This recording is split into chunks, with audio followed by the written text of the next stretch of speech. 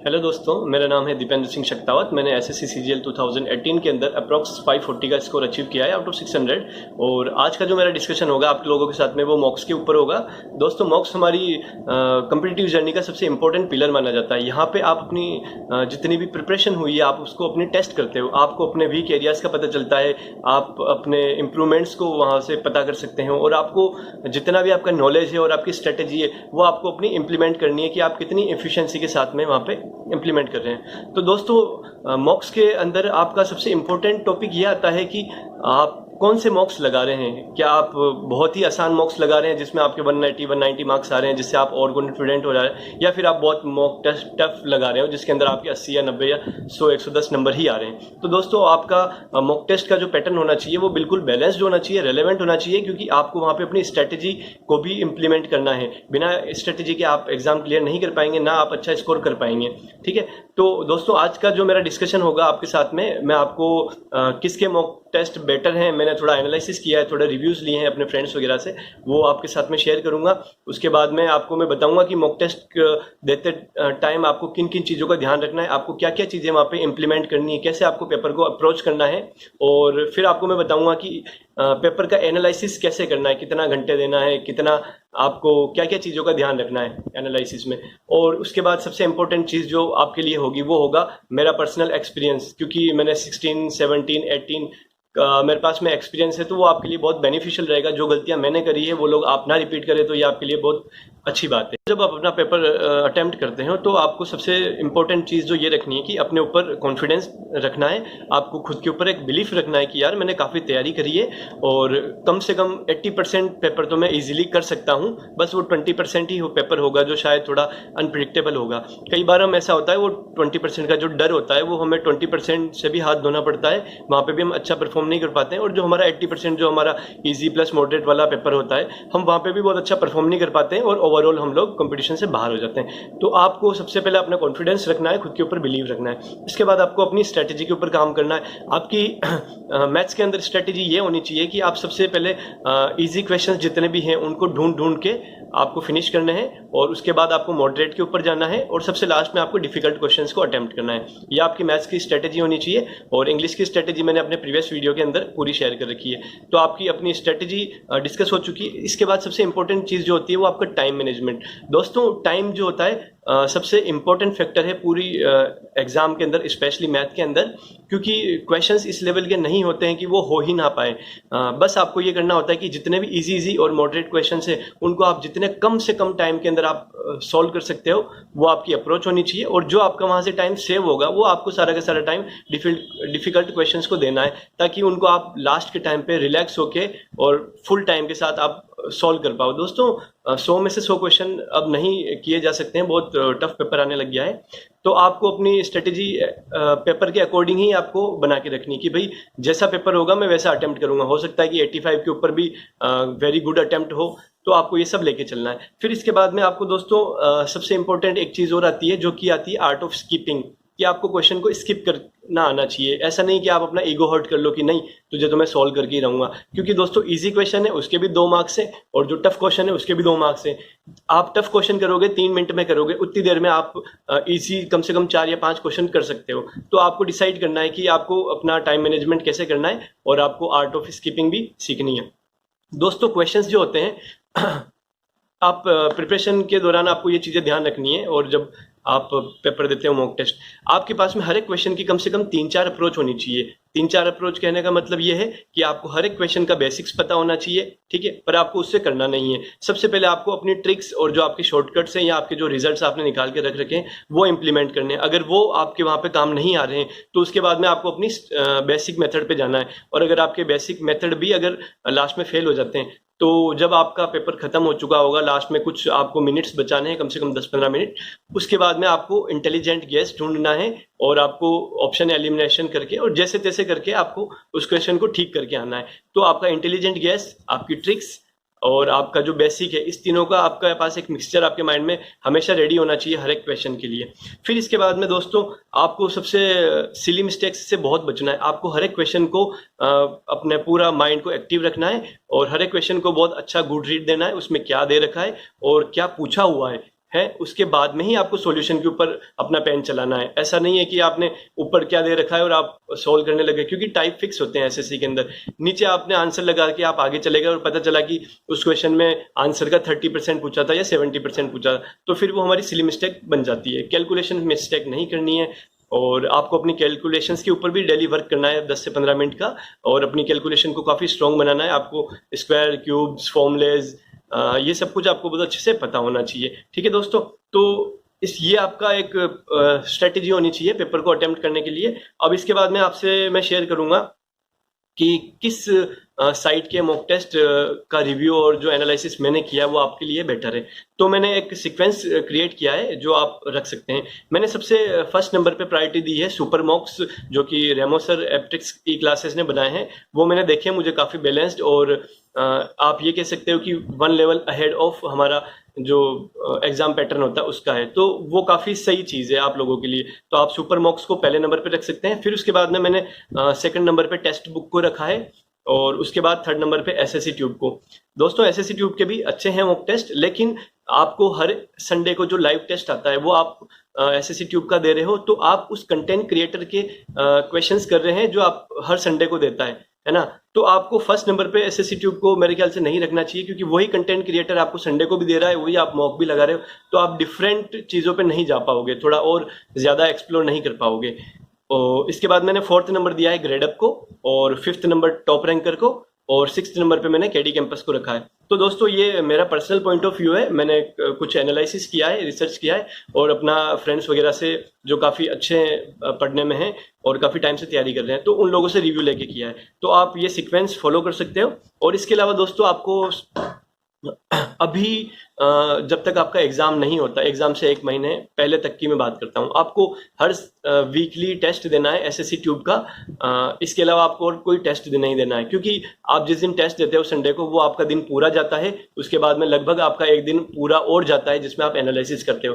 तो 1 वीक में से आप जब एक बार मॉक टेस्ट लगाते हो तो आपके 2 दिन गायब हो रहे हैं, तो आपको कम से कम 5 दिन आपकी स्टडी करनी है। ठीक है, और जब आपका एग्जाम की डेट फिक्स हो जाती है और 1 महीना बाकी रह जाता है, तब आपको अपनी ये टेस्ट सीरीज वगैरह परचेज कर लेनी है। तब तक और भी क्लियरिटी आ जाएगी कि किसके मॉक टेस्ट और भी ज़्यादा बेटर हैं।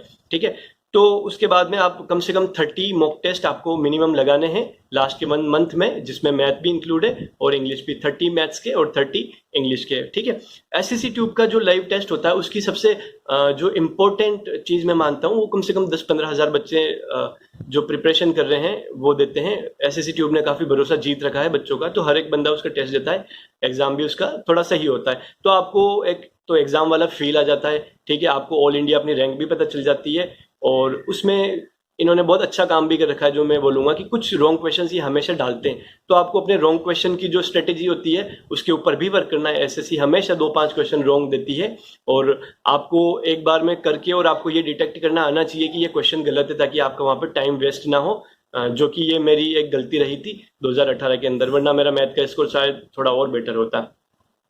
और सबसे इम्पोर्टेंट आपको एक चीज़ और ध्यान रखनी है कि आप जब भी पेपर संडे का दे रहे हो, लाइव टेस्ट दे रहे हो, तो आप किसी भी अपने फ्रेंड से नंबर मत पूछिए, ना उसको बोलिए कि वो आपको नंबर बताए, क्योंकि उससे एक प्रेशर क्रिएट हो जाएगा कि कम से कम मुझे इतने तो लेके आने, मुझे इससे तो बेटर परफॉर्म करना ही करना है। आपको अपना माइंड क्लियर रखना है, आपको बड़े आराम से अपना पेपर सॉल्व करना है। ठीक है दोस्तों, तो आपके लास्ट के 1 मंथ में आपको 30 पेपर सॉल्व करने हैं।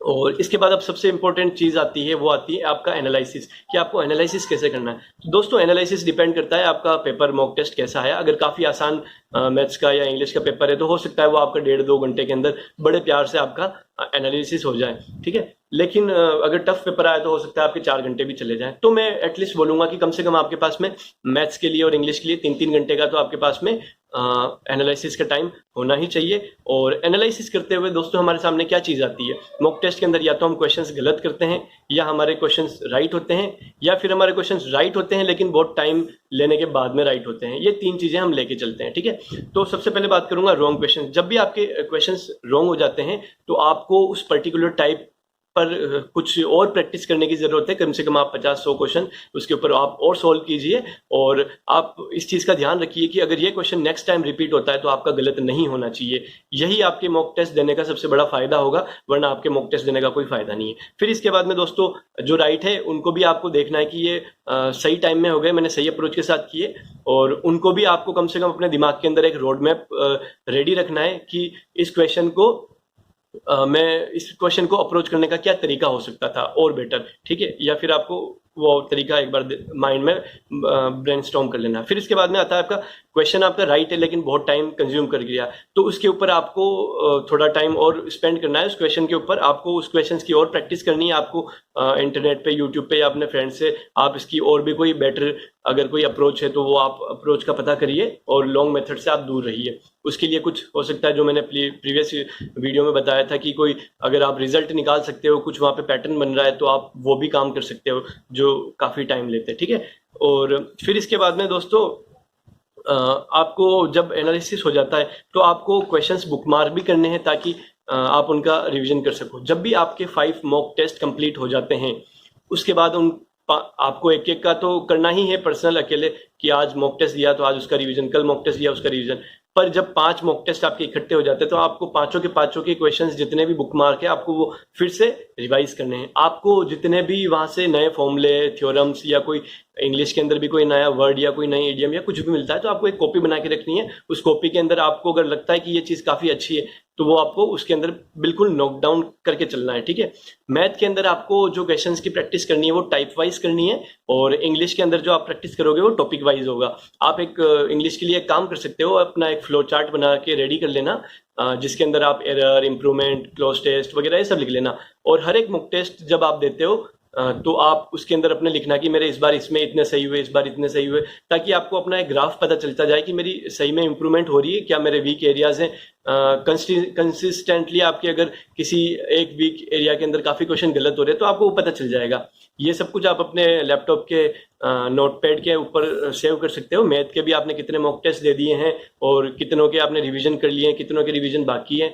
इंग्लिश में भी आप टॉपिक वाइज सबका एक फ्लो चार्ट बना के आप रेडी रख सकते हो, ठीक है दोस्तों। और 5 से 7 क्वेश्चन जो होंगे, अगर आपको मैथ्स के लगते हैं, इससे ज़्यादा नहीं लिखने हैं, 5 से 7 क्वेश्चंस आप जो बुकमार्क या कुछ आपको अच्छे लगते हैं वो आप अपनी कॉपी के अंदर नोट डाउन कर लेना, ताकि आपको रिवीजन में सही रहेगा और आपका वो वीक पॉइंट आपका प्लस पॉइंट बन सकता है, ठीक है। तो दोस्तों ये थी सारी की सारी एनालिसिस की स्ट्रेटेजी और अप्रोच, ठीक है। और अब मैं बताता हूँ दोस्तों कि कभी भी एक ये माइंडसेट नहीं रखना है कि मुझे मैक्सिमम से मैक्सिमम मॉक टेस्ट देने हैं। मैं आपको बताता हूँ 2017 के अंदर मैंने लगभग मैथ्स के 80 to 90 मॉक टेस्ट अटेम्प्ट किए थे, जो कि उस टाइम पे काफ़ी टाइम मिल चुका था। मैंने बुक्स वगैरह थोड़ी ही की थी, मैंने कहा कि यार ऑलरेडी सब कुछ आता है, क्योंकि जॉब तो मैं 2016 से डिजर्व करता था, नहीं मिली वो बात अलग है। मैथ्स वगैरह ठीक थी मेरी, तो मैंने कहा चलो मॉक टेस्ट कर लेते हैं। मॉक टेस्ट में बहुत अच्छे नंबर भी आते थे मेरे, काफ़ी अच्छी रैंक बनती थी ऑल इंडिया एसएससी ट्यूब में, इंग्लिश में भी और मैथ्स में भी, और ऐसा काफ़ी अच्छा कॉन्फिडेंट था। प्री में भी 165 थे, तो कॉन्फिडेंस लेवल भी अच्छा था। पर दोस्तों ये जो मैंने प्रैक्टिस करी थी इसके अंदर कहीं ना कहीं मेरी स्ट्रेटेजी फेलियर था। मैं क्वेश्चन जैसा भी दिखता था पहले से शुरुआत करता था और 100 तक जाता था और मैं अपने 2 घंटे खत्म कर देता था। जितने क्वेश्चन हो गए वो हो गए, और अपनी कैलकुलेशन स्पीड वगैरह ये सब पे मैं काम करता था, लेकिन स्ट्रेटेजी नहीं थी। तो वो स्ट्रेटेजी ने मेरे को एग्जाम में अपनी औकात दिखाई कि भाई तूने मेरे पे क्यों नहीं काम किया। तो मैं वहाँ पे जो पेपर आया था 2017 के अंदर 17 फेब का फर्स्ट पेपर था मेरा, काफ़ी अनप्रिडिक्टेबल था वो, और काफ़ी मेरे भी थोड़े इंटरनल फैक्टर्स थे जिसकी वजह से मैं अच्छा परफॉर्म नहीं कर पाया। तो 2018 के अंदर मैंने सिर्फ मात्र 20 से 25 पेपर ही लगाए थे, और मैंने टेक्स्ट बुक के लगाए थे 2018 के अंदर। पर उनके अंदर मैंने सबसे इंपॉर्टेंट अपने मार्क्स के ऊपर फोकस नहीं किया। मुझे परवाह नहीं थी कि मेरे 120 आ रहे हैं या 180 आ रहे हैं, मुझे बस ये परवाह थी कि मैं क्या अपनी स्ट्रेटेजी के ऊपर सही से इंप्लीमेंटेशन कर पा रहा हूँ। अगर यस तो ठीक है, मैं सेटिस्फाई हूँ। अब हुआ यह कि जो मेरे फ्रेंड्स थे साथ वाले, उनके मॉक टेस्ट में काफ़ी अच्छे नंबर आने शुरू हो गए थे और मेरे मार्क्स डिक्रीज हो गए थे, क्योंकि मैं स्ट्रेटेजी पे फोकस बढ़ा चुका था। तो उससे मेरे मॉक टेस्ट के अंदर तो नंबर कम हो गए, लेकिन जब एग्जाम में गया तो वो मेरी स्ट्रेटेजी काम आ गई, क्योंकि क्वेश्चंस तो सारे वही होते हैं इजी और मॉडरेट करने लायक। फिर जो टाइम सेव हो गया था उससे मैंने डिफिकल्ट क्वेश्चंस को भी कुछ कुछ सॉल्व कर लिया था, तो ओवरऑल मेरा पेपर सही हो गया। तो आपको सबसे इंपॉर्टेंट अपनी इस स्ट्रेटेजी के ऊपर काम करना है। तो दोस्तों ये मेरा एक्सपीरियंस था, और आपको अपने मॉक टेस्ट बहुत वाइजली देने हैं, क्योंकि मॉक टेस्ट ही आपकी स्ट्रेटेजी की प्रॉपर एनालिसिस करवा सकता है। दोस्तों इसके अलावा अगर आपका कोई और अलग से डाउट है तो प्लीज़ आप मुझे कमेंट करिए, मैं आपको उसका आंसर ज़रूर दूंगा। और मेरे पुराने वीडियोस को भी आप देखिए, मैंने इंग्लिश की काफ़ी अच्छी स्ट्रेटेजी बनाई है, काफ़ी अच्छा रिस्पांस मिल रहा है मुझे, काफ़ी अप्रिसिएशन मिल रहा है। और फर्स्ट जो मेरा वीडियो था उसके अंदर मैंने मैथ्स की भी कुछ स्ट्रेटेजी थोड़ी शेयर की थी, तो वो भी आप वहाँ पे जाके देखिए, इंग्लिश की स्ट्रेटेजी भी देखिए। मैंने एक वीडियो इस पर भी बना रखा है कि डिफ़िकल्ट क्वेश्चंस को किस तरीके से अप्रोच करना है, तो आप वो भी वहाँ से देखिए, डिफ़िकल्ट क्वेश्चंस की अप्रोच। और बहुत जल्दी मैं आपको कुछ दिनों के अंदर एक सीरीज शुरू करने वाला हूँ, जिसके अंदर मैं अपने जो मेरे पर्सनल नोट्स थे, मेरे पर्सनल बुक मार्क क्वेश्चंस थे, उन जो अच्छे अच्छे क्वेश्चंस थे उनकी मैं आपकी अलग से प्रैक्टिस कराऊंगा, ठीक है। और आप मेरे इस चैनल को सब्सक्राइब कीजिए, अपने दोस्तों के साथ मेरे जो वीडियोस हैं वो शेयर कीजिए, इसको ज़्यादा से ज़्यादा हो सके लाइक कीजिए, और प्लीज़ मुझे सपोर्ट